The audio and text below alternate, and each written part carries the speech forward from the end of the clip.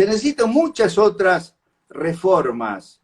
El régimen monetario y cambiario es un aspecto de la organización económica de una economía, pero la economía tiene que ser abierta, es decir, tiene que poder exportarse e importarse con pocas restricciones.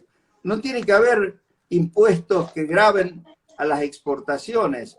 Los aranceles de importación que existen en todos los países del mundo tienen que ser los que se convinieron y consolidaron ante la Organización Mundial del Comercio, o los que se convinieron como arancel externo común del Mercosur. Tienen que removerse las restricciones cuantitativas a las exportaciones e importaciones. Es decir, tenemos que avanzar hacia una economía abierta. Y además, obviamente, el gasto público no puede exceder del nivel aquel que puede financiarse con un sistema impositivo soportable por la actividad privada. Es decir, que no anule los incentivos para invertir, para trabajar, para producir por parte del sector privado. Un buen sistema impositivo. Ahora, todo eso significa un plan de reorganización integral de la economía argentina, que es lo que se va a necesitar a partir de algún momento. ¿Cuándo será ese momento? Bueno, cuando un gobierno con ideas claras decida ir adelante con una reforma de esa naturaleza. ¿Puede ser este gobierno? Tendría que cambiar mucho. Posiblemente... Vos lo has dicho, Mingo, y justamente comentándolo y charlándolo con un amigo que se acaba de sumar al vivo, que ayer estábamos hablando, justamente un poco del tema este, ¿no? Y hablábamos de cómo cualquier economista argentino que te analizaba 3, 4 meses atrás el panorama te dice, para diciembre el dólar pasa a los 200, fácil. Y uno se encuentra el panorama de hoy y se pone a pensar, y yo fui de esos que salió despavorido a comprar dólar a 180 y dije, qué negocio que hice. Cuando se vaya a 200 ya sacó una diferencia. Y de repente uno se da cuenta cómo manejan la economía al gusto de ellos, porque hay que pensar, ¿quiénes son los que ganaron con esto? A apurar a que la gente decís, se te va el dólar, se va, la gente sale despavorida a comprar, y de repente te lo bajan de golpe y decís, pero pucha, hubiera esperado a que baje, pero no, nos metieron en la cabeza el hecho de que se va a volver, y la hiper llega para enero del 2021, y comprar lo que más puedas a dólares, si no lo cambiás te vas a descapitalizar. Y en realidad los que han ganado son los del gobierno, porque te meten el impuesto del 30, el impuesto del 35, y el dólar a 180 que vos lo vendías, y después ellos lo compraban a un precio mucho menor. Y uno dice, el poder que manejan, tal vez uno no toma conciencia de eso, pero ¿cómo? Porque no iban a dejar que se les vaya el dólar. O sea, yo creo que no iban a dejar. Bueno, yo creo que el gobierno en realidad no tiene mucha capacidad para controlar el precio del dólar paralelo. Yo creo que hacer pronósticos sobre a dónde va a ir el dólar paralelo es un poco temerario. Yo nunca hablé de cifras, de niveles a los cuales se podría ir el dólar paralelo, ¿no? El dólar... obviamente que influyen una gran cantidad de factores, de circunstancias. Más bien, yo te diría que cuando se fue a cerca de 200 pesos, fue porque mucha gente pensaba que ya definitivamente se producía una explosión en la economía argentina, un rodrigazo, o se desataba una hiperinflación. Yo justamente advertí al mismo tiempo que un rodrigazo, y mucho menos una hiperinflación, no ayudaría para nada a organizar la economía, ¿no? Y después el gobierno, claro, se asustó porque llegó el dólar paralelo a casi 200 y vio qué es lo que podía hacer para tratar de influir, ¿no? Y empezó a vender bonos que tiene el ANSES en dólares. Eso fue otro error del gobierno, porque esa forma de influir o pretender influir sobre el dólar paralelo no lo ayuda para nada.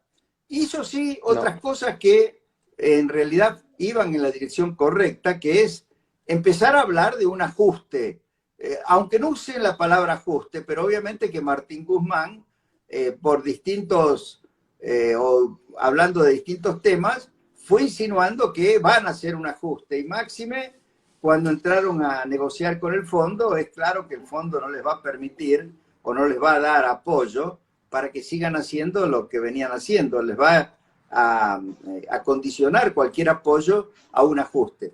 Y entonces ahí Tal cual. las expectativas de quienes toman decisiones que influyen sobre el mercado paralelo, no el gobierno mismo, sino en general los que venden y compran en el mercado paralelo y también en el mercado de contado con liquidación, bajaron sus expectativas de explosión inflacionaria y ahí se desinfló el precio en el mercado paralelo. Pero ahora, claro, fíjate que en la medida en que todos los miembros del gobierno entren a desmentir o a condicionar los anuncios que ha hecho el ministro Guzmán, siempre existe el riesgo de que vuelva a asustarse la población y piense que puede haber pronto una explosión inflacionaria. En fin, yo creo que una explosión inflacionaria decidida o provocada por un ajuste simplemente del tipo de cambio oficial no ayudaría para nada. Lo que sí ayudaría es avanzar en la implementación de medidas que produzcan los ajustes necesarios en los precios relativos, el gasto público, en el déficit fiscal. Ahora vamos a eso. Yo te pregunto, vamos a hacer una cuestión de imaginativa, ¿no? Supongamos que no tenemos toda la política, ni la mafia, ni la corrupción que hay detrás de todo esto. Yo soy presidente y te hago un llamado. Mingo, ¿qué hacemos? Tenemos la Argentina de hoy, como te digo, sacando de lado todo lo que es la cuestión política de por medio, si las trabas, si la burocracia.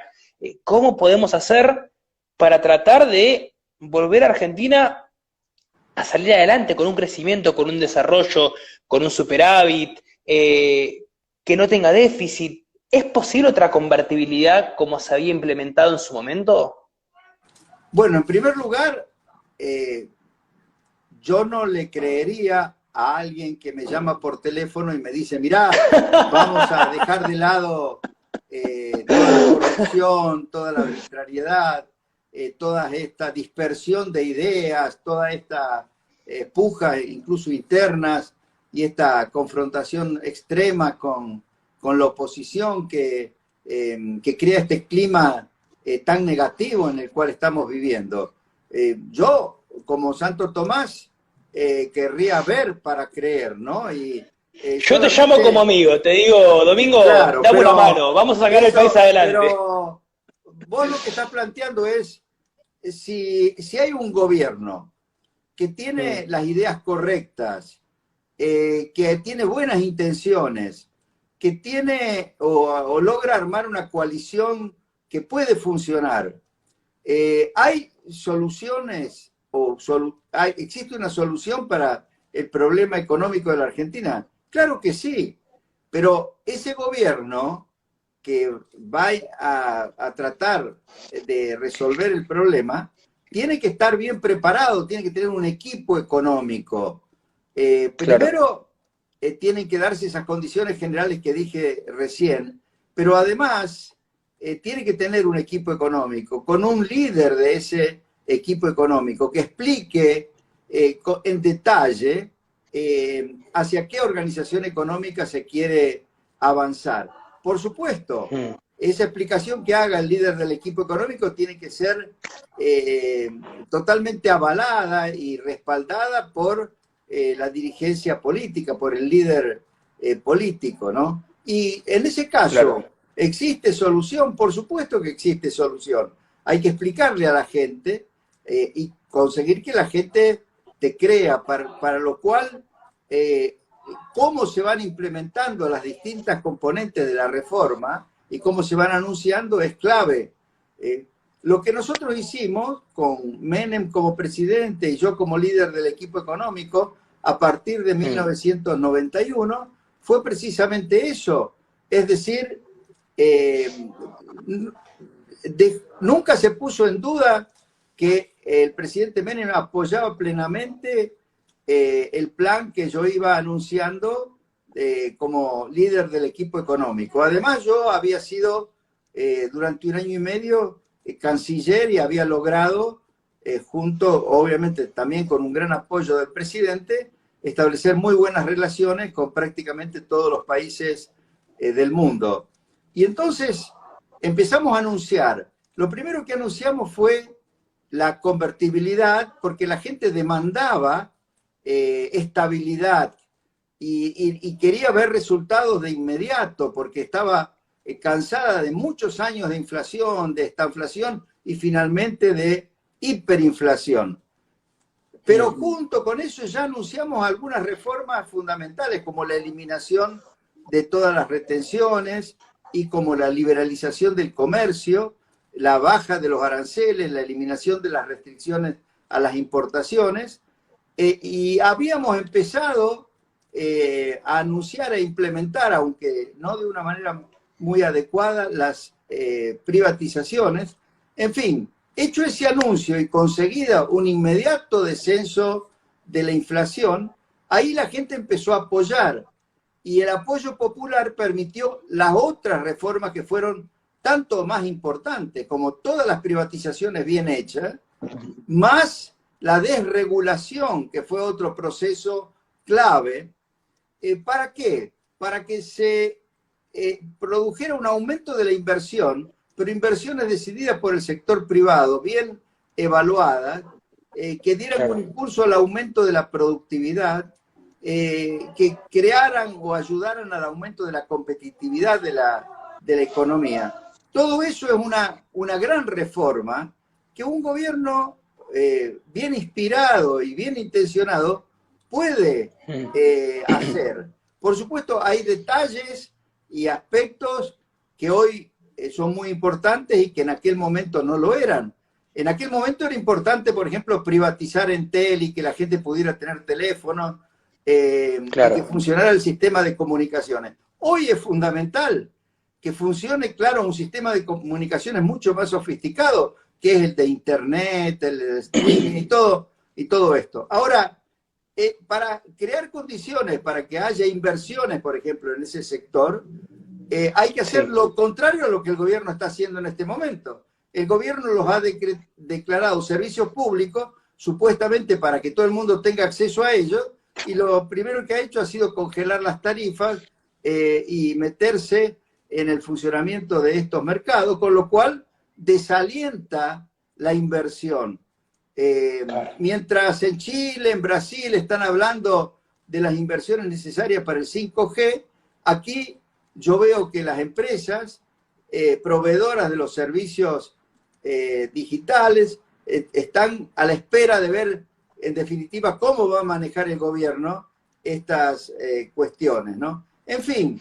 Aparte, Domingo, permitime que te haga una postilla, pero todos los que en su momento decían, no, pero la década del 90 se privatizaron empresas. Y fíjese cómo están las empresas estatales. ¿Cuánto tiene de déficit Aerolíneas? ¿Cuánto tiene de déficit YPF? Entonces, ¿qué es conveniente? Que un privado que cuida su fuente de trabajo, que arriesga, que invierte, que produce, que contrata, se encargue de hacer lo posible para que su empresa mejore, o el Estado que sabemos que en su mayoría dicen, bueno, de última, si fundo, emito, total con la emisión monetaria financio lo que es el déficit de gasto público, no pasa nada. Algo que ustedes también hicieron que me gustó mucho con el tema del presupuesto, que lo regularon de forma que antes, cuando el sector público gastaba más de lo que recaudaba, el déficit se financiaba con emisión monetaria, cosa que ustedes pusieron un tope y dijeron, no, se va a gastar hasta lo que se pueda recaudar. Y eso me parece increíble, porque es algo que parece algo tan obvio, pero no lo es. Así es.